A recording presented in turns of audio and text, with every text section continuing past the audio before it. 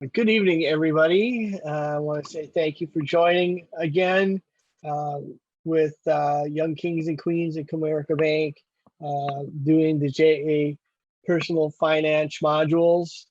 Today we are going to be covering credit cards, and there's multiple modules, so we're going to get going right away. As you look at the modules, you'll see a post and pre and post survey, so please don't forget to go ahead and do that. And I'm going to share my screen as we get going. And here we are. And that should popped up. And here we go. And we're going to start off with credit card basics. And there is a video, and I'm not going to play it because unfortunately the sound doesn't transfer over, so play it when you go into the module. But you know, how much does a piece cost you if you buy it on credit? And it's a hard question because credit is something that can help you make purchases, but the key component is that you need to pay it off in that 30-day grace period, because your $20 pizza will start having interest if you don't pay it off and only make minimum payments. Over time, that $20 can really cost you $30 over a longer period of time. So, you know, myth or reality, deciding whether the following statement is a myth or reality. Credit cards allow you to buy whatever you want, whenever you want it. That's reality. A credit card allows you to buy whatever you want, whenever you want it. Oh, it says it's a myth. I guess, you know, have spending limits. All right, so I'm looking and thinking about it as long as you stay within your spending limits, you have the ability to buy whatever you want, whenever you want. Of course, if it's outside that limit, then of course, you could be declined for that purchase. So I would be wrong. Credit cards and debit cards are basically the same thing. That is a myth. They are not the same. A credit card is a promise to pay in the future. A debit card, it happens immediately, meaning the money comes out of your checking account that day to pay that purchase. And as you can see, credit card, you're borrowing money. And of course, when you debit card, you're using and accessing your own money through the benefits of that card. Sharing credit cards helps build everyone's credit. That's a myth. You do not want to share your credit card. If you use someone else's credit card and they pay their bills in time, their credit scores increase, but yours does not. If you pay something towards your credit card balance, you won't incur more debt. All right, so that is false. Think about this. Again, that $20 pizza, you pay money towards that pizza, but that interest can be greater than your payment, and you can actually have more debt grow. And here it is. If you pay less than the full amount you owe on a credit card, you still owe money plus whatever's happening on your credit card. Some credit cards offer rewards programs for user, and that's reality. I have a credit card that I use that has a rewards program, and it's frequent flyer miles, which I'll be using in the upcoming fall for next year. So it's important that you understand what your card that you might look at offers you, and how they calculate it, what discounts they provide, and if there's an annual fee. Because some of the cards that offer really, really good programs have a yearly annual fee, and it may not be beneficial if you're having to pay that fee. All right, so in this activity, we're going to learn about how credit cards differ from debit cards, when you use them and when not to, how they affect your credit rating, and pros and cons of sharing them. So what is a credit card? Credit card is a card that is authorizing the holder to buy goods and services that can be paid later. Of course, features of credit cards allow you to borrow money for a period of time, pay back the lender slowly if you choose. Of course, you'll have interest if you don't pay it faster. You can get a cash advance, but I caution about that. Only do that in the most dire case, because it's a 25% interest rate on most cards, 24.99, the highest rate they can charge legally. So if you don't pay it right away, it has a significant setback for your financial wellness. You buy or sell internationally without having to change currency yourself. The credit card, that is a feature for cards that is nice when you're traveling internationally. You want to make sure your card's accepted overseas though when you leave. And of course, it builds credit, so it will make it easier to get future loans based on your credit activities, as long as you treat it responsibly. And we'll get into that later on in the evening. Of course, like I said, credit and debit cards may look similar, but they're different. And knowing how and when to use each will help you build a stronger credit and keep your debt levels down. And here's a video to learn about debit cards. So when you open the module, you'll be able to watch it. But it's going to talk about when you should use a debit card versus a credit card. Of course, you can use your debit card. The example of a debit card use your card to withdraw cash from checking account. Yep. That's a credit card is the second one. All right.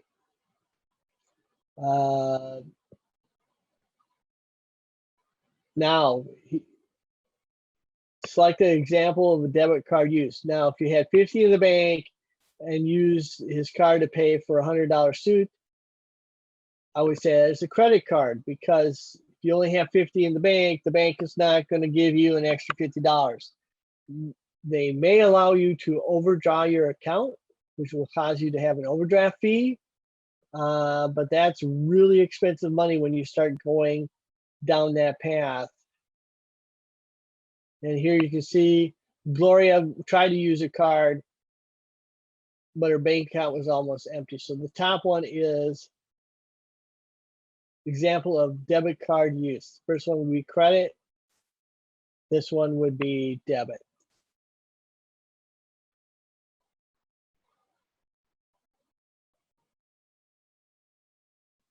So there we go. Let's see, Gloria used the card to buy dinner for herself and her friends. The money was drawn from the bank account immediately. Again, the money is taken out immediately. It's a debit card. Now, depending upon when you do a transaction with the debit card, it may cycle at different times. I always tell folks, remember, you need to keep track of your balance, because when you use your debit card, you can overdraw your account if a merchant has not processed your transaction. And the bank won't know that there's an outstanding transaction until they actually receive it. So credit card companies make most of their money on interest. Remember, interest is payment for the use of money. It's a fee for using somebody else's money. It's just like if you do buy a car or do a car payment, a portion of that money is going to be principal, a portion of that money is going to be interest. So you know, or money from allowing someone else to use your money to work. So you earn interest. Of course, you earn interest when you put money in the bank, and the bank lends it out, and they pay you an interest rate on your savings account. You're not actually the lender, the bank's the lender, but they pay you an interest rate on the money that's in the account for being able to use and leverage it and lending to customers in the community. And of course, interest, when you use that credit card and you don't pay it back, all of it in the 30-day grace period, you're going to end up with interest, and it can be significant, excuse me, significant over a long period of time.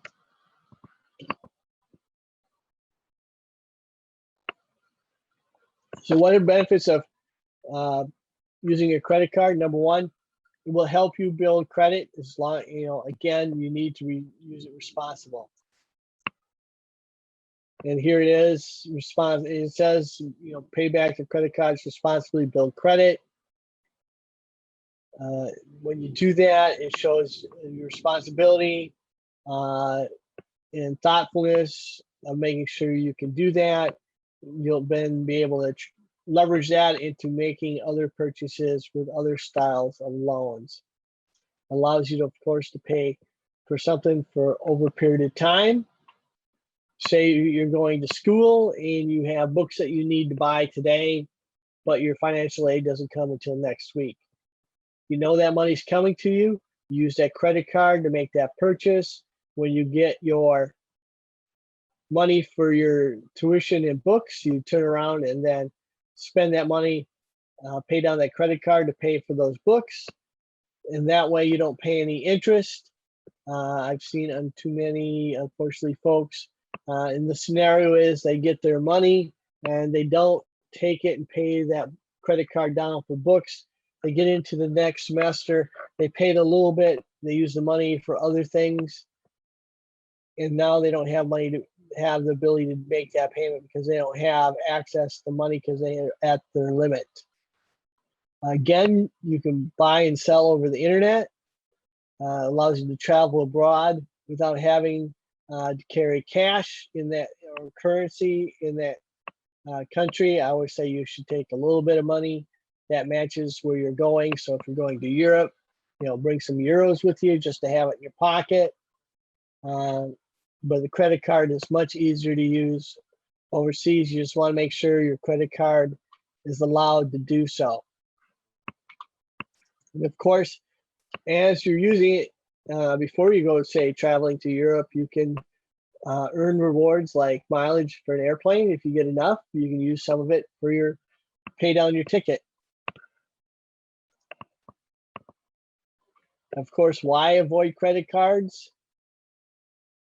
They're not always the best way to pay for a bill or take out a loan because it's easy to get stuck in a revolving credit card debt, meaning you get one card, you run up the balance and you make minimum payments. So it shows that you're a good steward of the money you borrowed. So they let you get another new credit card from somebody else. And now you get to run it up again. So you start with 2, all of a sudden you're at 4 and you haven't paid anything down and you're making minimum payments. So you're ending up with lots of interest that you're paying on those credit cards. Whereas if you use cash or debit card, you don't fall into that cycle. And of course, when you have that credit card, it's easy to buy things you don't need or can't afford because it allows you to make that impulse buy. And it is very easy. You can be walking by, say, Best Buy, and you see at Best Buy their game that you wanted just came out. And so instead of waiting to payday and having that money saved from a couple paydays by the game, you buy the game and you pay it over a period of time. So your $50 game, all of a sudden, by the time you get it paid off, it costs you $60 or $70 in interest. And of course, if you don't make your payments, you'll have legal problems, which we're not going to go into. But there's all kinds of headaches, and you can damage your credit severely, where you will not receive or have the ability to inquire for a loan. All right, so Jake is at the local grocery store. His goal to be a musician. He's using an old guitar, but he doesn't like it. He earns $10 an hour. It works for 10 hours per week. He has a hard time saving because he loves going out with his friends on weekends. You know, he's only earning $100 a week. So he sees a guitar on sale for $400, but it sells for $350. He has a credit card that has 18% interest and only requires $5 a month. You know, think about it. Should he buy that guitar today using his credit card? Now you can take and look at a time value of money and figuring out, you know, if he's only making a 5% interest payment on his 350 is a simple example. I'm getting my calculator out. You guys can do the same thing. This is not an easy, this is very simplified example, but if he's only going to pay the 5%, 350 times 0.5, he's only going to make a payment of $17.50. So he wouldn't have any interest on his first one. So he made 350. We're just going to say $17 minus 17. That means he's got 333. So the next 30 days, he's going to get charged 18%. So 333 times 18% is going to give you $59.94. That's for the entire year. Divide by 12 means $12 of interest is going to happen. So that $12 goes back on to 333. He's at 345. So now he's only lowered his entire payment $5. So 345 times 0.05. He's going to make another $17. And you can see over a period of time, he's only dropping his principal by $5, but he's paying them $12. So, you know, in 2 months, on the third month, he'll pay $24 in interest and only be down to $340 in, you know, in his balance. And so you can see how that can become a huge anchor to your financial load.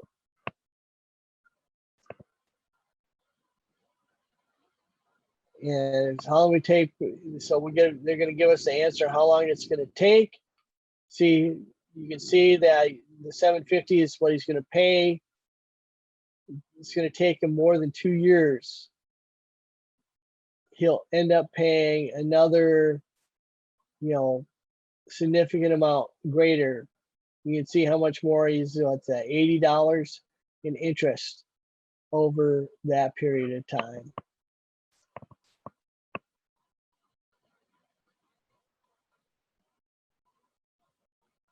I have let folks know that it is never a good option to share debit cards or credit cards, because I'm not saying the person you're going to, you know, provide that card to, but you're actually responsible for anything that happens on those cards.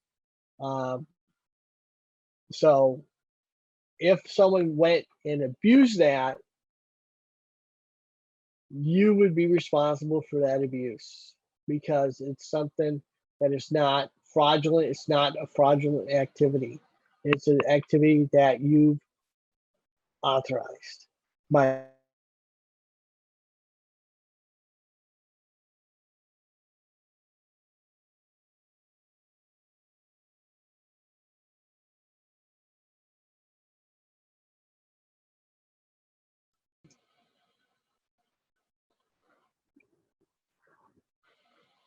So I was talking about,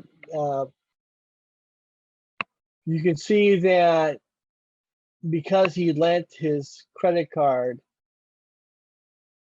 and he cannot keep up or make the payments, and he had negative credit information, now he's putting other purchases at risk.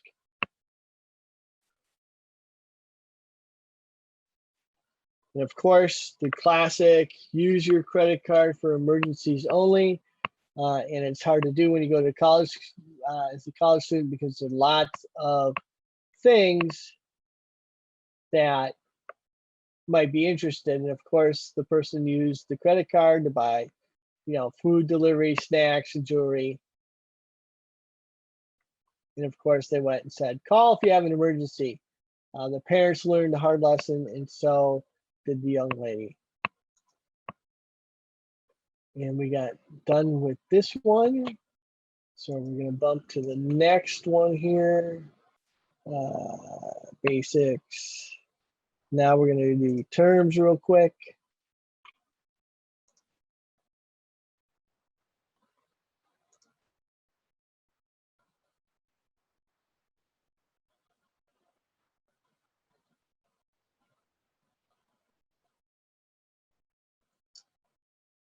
Let's make me log in. Put this here.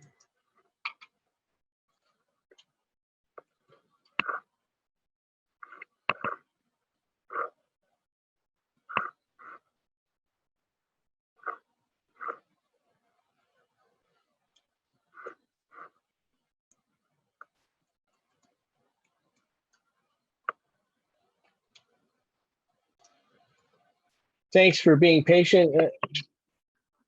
Thanks for being patient. So now we're going to talk about some of the credit card terms or vocabulary that will help. This will help you be aware of and understand the language, because it's important that you understand the language. In this language that is in the credit card is rarely used in any other situation. So it's important to understand those terms. Here we go.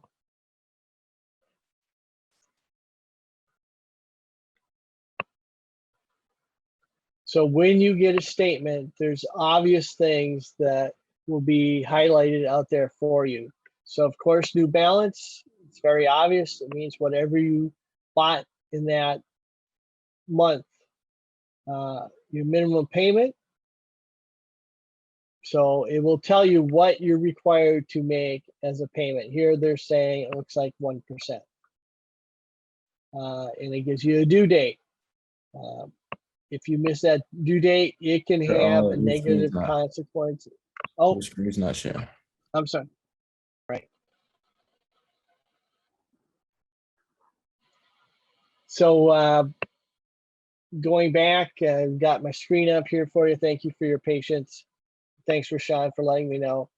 New balance, as I was saying, is what you just bought.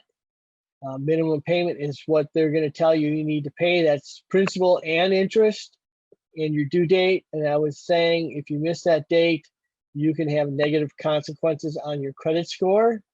So we'll tell you also your previous balance.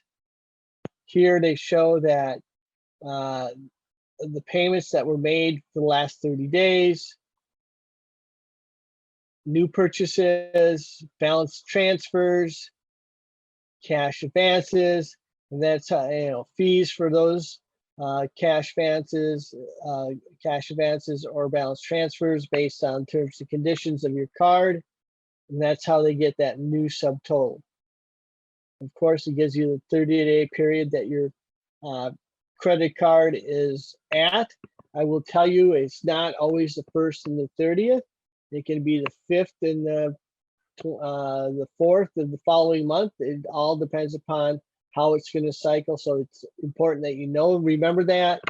Of course, your account number, primary card holder, and of course, the different ways to reach out to the organization that you're using your credit card with.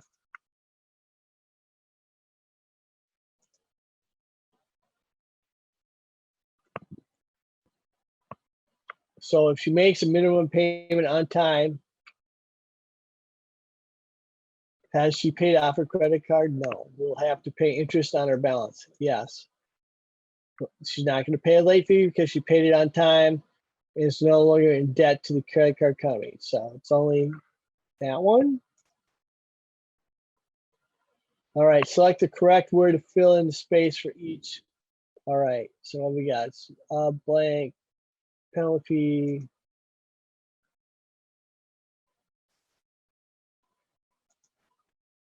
Yep. A late penalty fee is a fee would charge you to fail to make payment on time.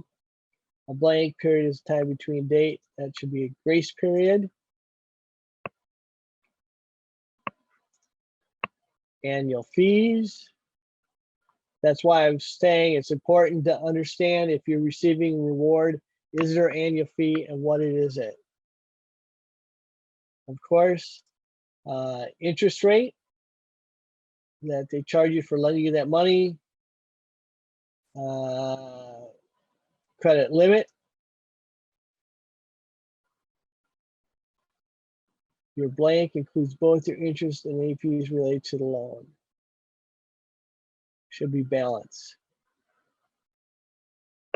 And we'll submit. And we got them all right. Good job, guys. You know, if you carry a balance, you'll pay interest to the credit card company. That's true.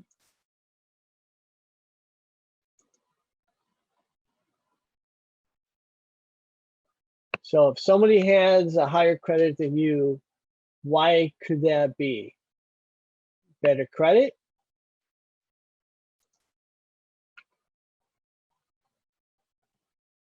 Is out of these four, that is the only reason that matches.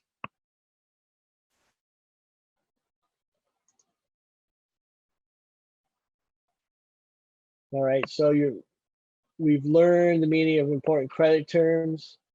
And so we got to the end of this. So I'm going to pause for a second and we're going to get the next.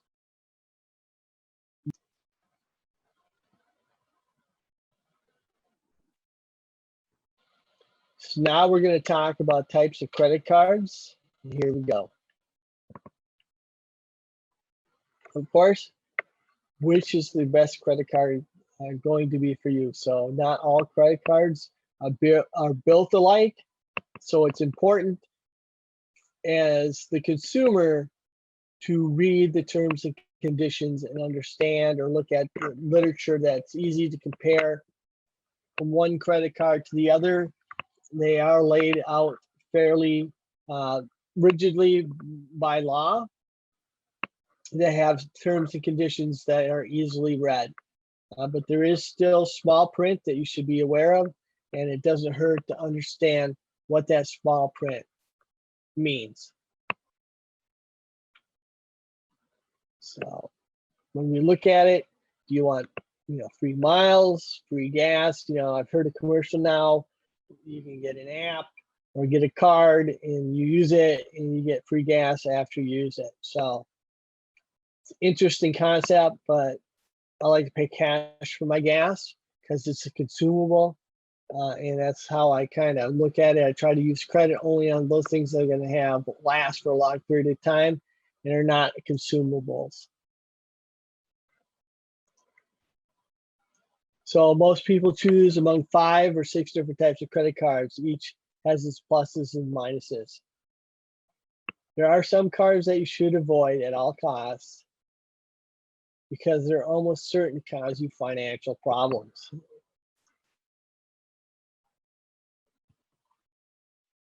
So regular, rewards, and limited purpose. So regular credit card is plain vanilla.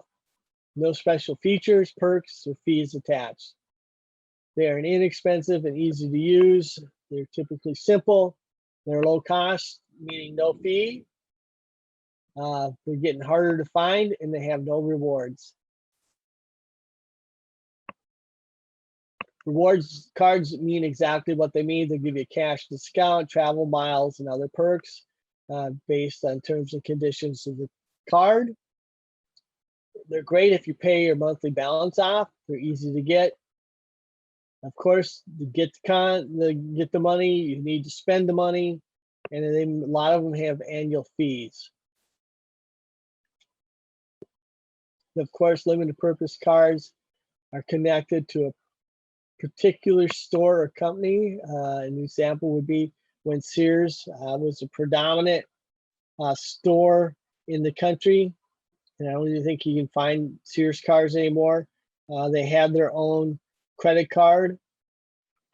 It was, of course, a Sears card, and it was, if you had a Sears card, you felt like you really accomplished something because it was a hard car to get. Of course, easy to get nowadays. They're great to have as long as you pay off your balance. And of course, they get expensive real easy because they have a higher interest rate, and you usually want to shop at that store, so they induce you with sales that I always call are not sales, because they say, hey, we're on sale, but if you're spending it, you don't have the money to pay it back, and you pay interest on it, did you really save anything? All right, so Juan works at the mall and picks up items for his mother on the way home. Of course, he makes impulse purchases. Juan's mom always pays him back, but his impulse purchases means he can't save much from his job. Of course, the mall offers a rewards card that will allow Juan to get discounts on items he buys in the mall. Should Juan get the card? So let's look at the options. Yes, it says will allow Juan and his mom to save money. No, it's not necessary. It's never a good idea to get a credit card that you don't need. That is absolutely true. And maybe if Juan can control his impulse spending, the card can help him and his mother save money, which is true. The key component there is control. Of course, then we have Rashad started his own landscape business with a loan from his parents. He wants to build his credit. He needs to use a credit card to make certain purchases. On the other hand, he wants to avoid annual fees and high interest. Which of the types of credit should he consider? Now, this is interesting. He's using, when I always tell folks, when you start a business, you need to have credit for your business that is separate from your personal. You want to keep those separate because you got to report that on your taxes. Even your sole proprietor, you want to keep things very organized, so somebody who's going to do taxes for you can go and get the things done. He wants to avoid annual fees and high interest rate. I tell you to go right there to that regular card because that is the best option.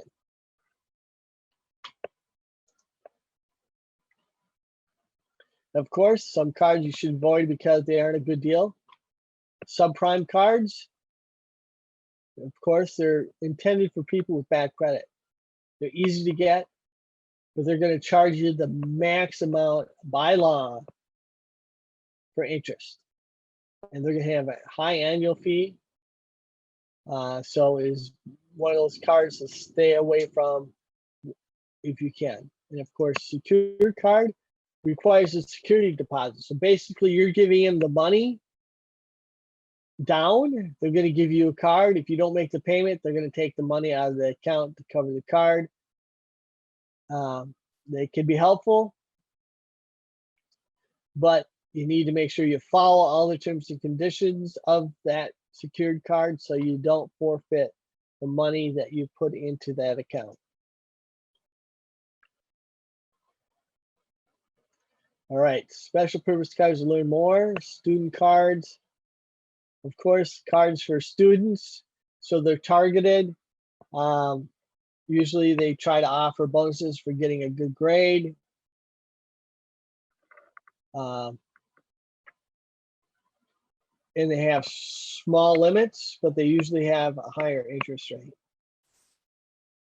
Prepaid cards, which we just went over, they're not really a credit card because you're putting money in an account. You're still making those payments, but the money in the account is there in case you don't make a payment.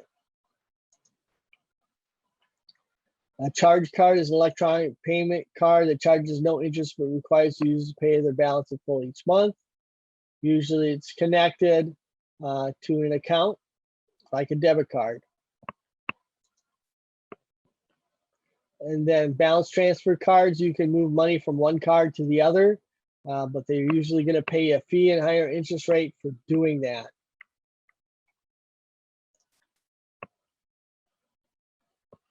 So he's going to head out to college. If family wants to have a credit card for emergency, he wants to start building his credit. What one would you choose? He's a student. He's going to college. This is probably the student card is the one that's going to fit the best. Rosita has a good job, is a long way from home. Her parents had offered to help her with gas money, but they don't want her to spend more than $50 a month. While if in today's environment, $50 in a month is not a lot of money for gas. But which of the following cards would allow Reese's parents to help her while also limiting her spending? Meaning, if she went to 50, if she goes over 50, she's going to have to pay it herself. That prepaid card would be the way to go.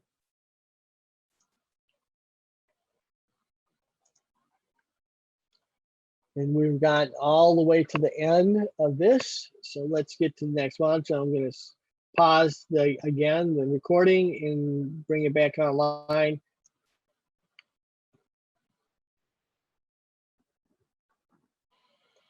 All right, everybody, thank you for your patience. So we're at the last module now. It's credit card rights and protections. So we're going to go over some of the protections and rights that you have as a consumer with your credit card company.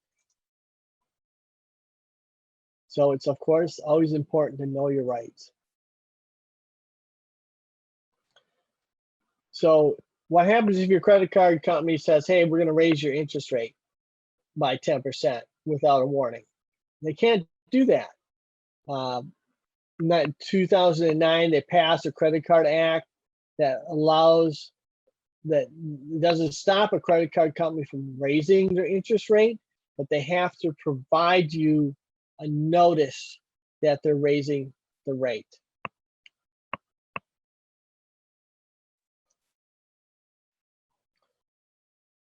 All right, so this will help you recognize some of your rights, and I will tell you, Google search for this will also be very helpful if you have questions or get into a spot where you need to figure out some questions, or working with somebody like from the bank or a person you know.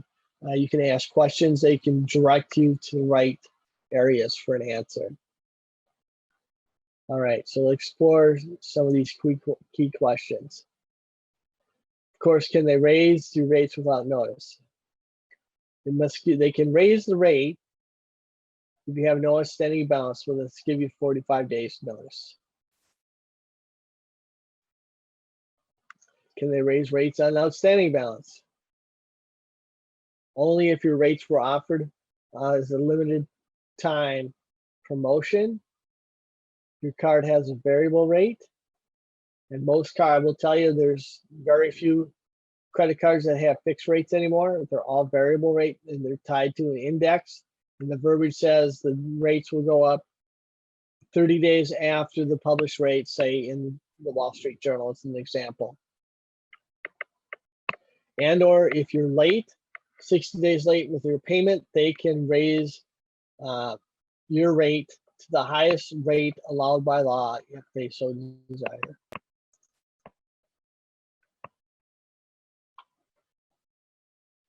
Of course, you get a new credit card, can they raise it right away? It depends upon, again, do they have saying that it's going to be 12 months at that rate? Then after that, they have to give 45 days notice. But this is only if they're at fixed. If it's a variable, that's a game changer, and those are different rules and regulations, and you need to read into them. So she forgot to pay her credit card balance, forgot to pay her on her credit card for 2 months.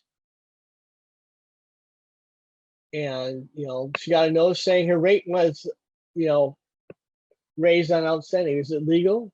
That would be, I believe, a yes.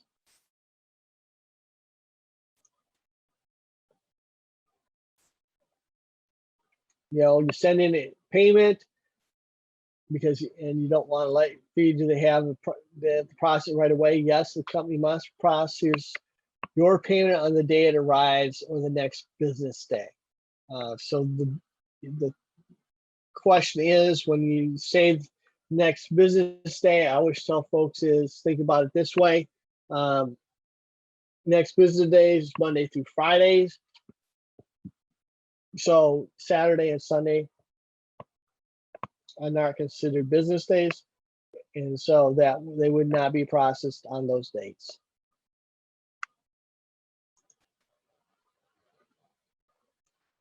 Can they mail me my statement late so I wind up only? No. They must send you the statement at least 21 days before the end of your grace period. Now, a lot of credit card companies want to make this now electronic mail to you as a consumer. You can request that paper statement to help you keep track. I still get paper statements on my credit cards just so I can monitor them. But it's also a good way to remind me after I open it to make sure if I have a balance, I need to pay it off. Because sometimes I miss that email or I don't open up my email, look at my emails for a couple days.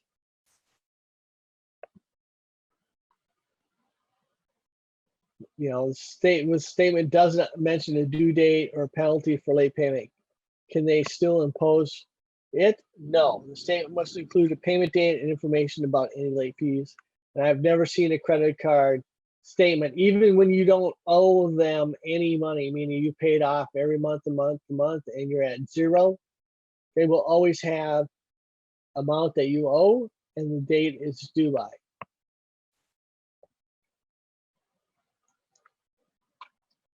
Of course, we talked about this, you know, paying the minimum is how, you know, you have to pay much more over time. Shouldn't the credit card company have explained that? And the Yes the Card Act requires companies to include information about how to pay back your balance. If it's only paid, you only pay the minimum, and there's a box on your credit card statement that shows that.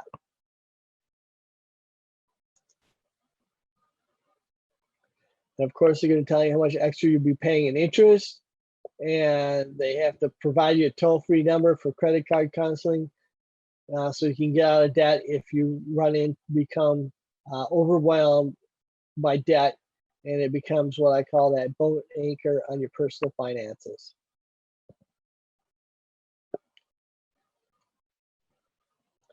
You know, paid off your balance, but they still charge me interest.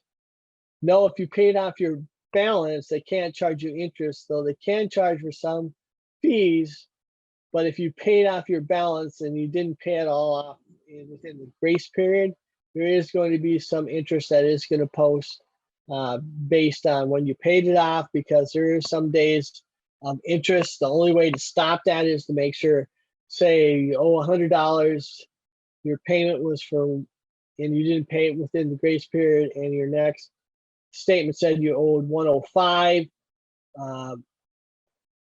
You know, the date, the cycle date is, you know, the 15th, and you pay it on the 17th, you'll have 2 days of interest that you'll have to pay. So you need to make sure you pay a little bit more over to make sure it doesn't keep, you know, you keep trying to catch up to that interest. So, you know, here we go. Marco used his parents' credit card to pay for a drum kit, paid off the credit balance right away. And then his, you know, credit card, because he paid balance right away, they charge for interest on the balance. And that should be a no, because it was paid.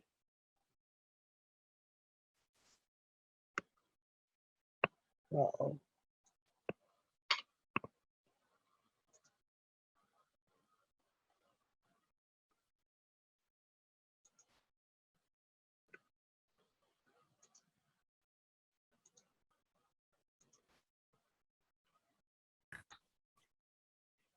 Oh, here we go. Sorry for the pause there. Jay froze up for a second. And so, as I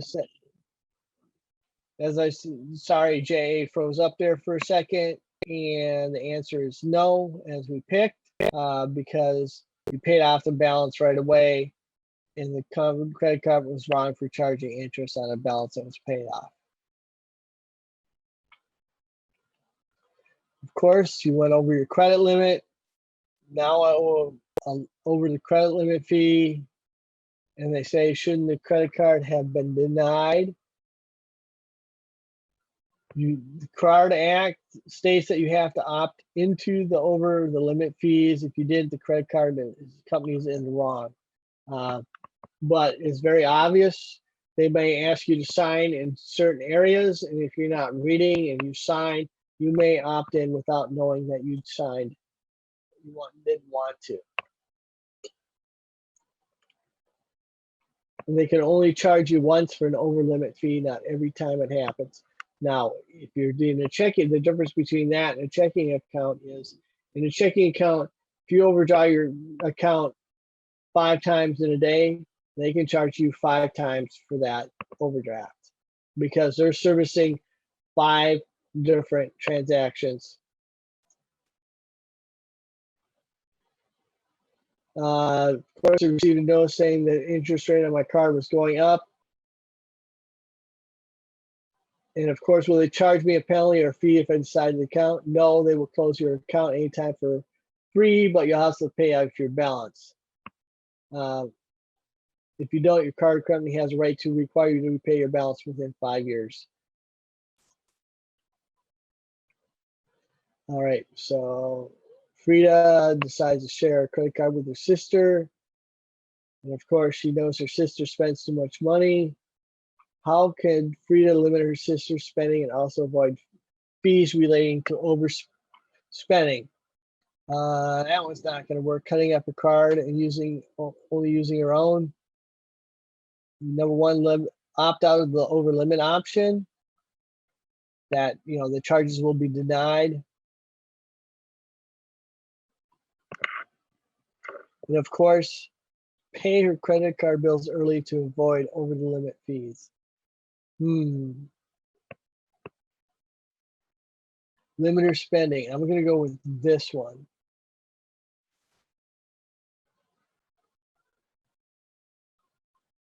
And of course, you're allowed to share credit without risk of overspending. So there's other important protections. Get a free credit report. Annualcreditreport.com. Important, use it. If you have a credit card, a lot of credit cards would come with credit reports attached to them. So use them.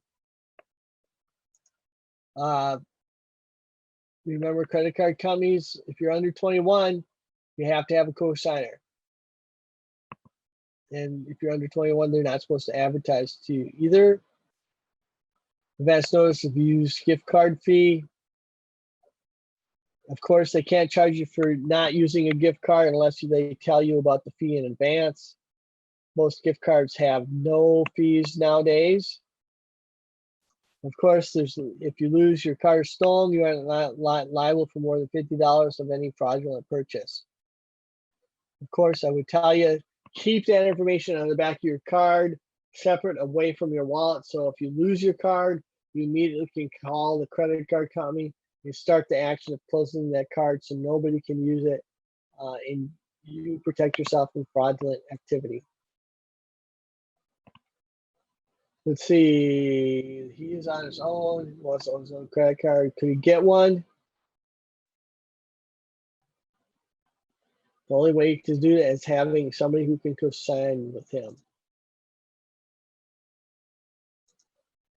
Because remember, you got to be over 21. And so we've gone through 4 different modules. Hopefully this is very beneficial for you.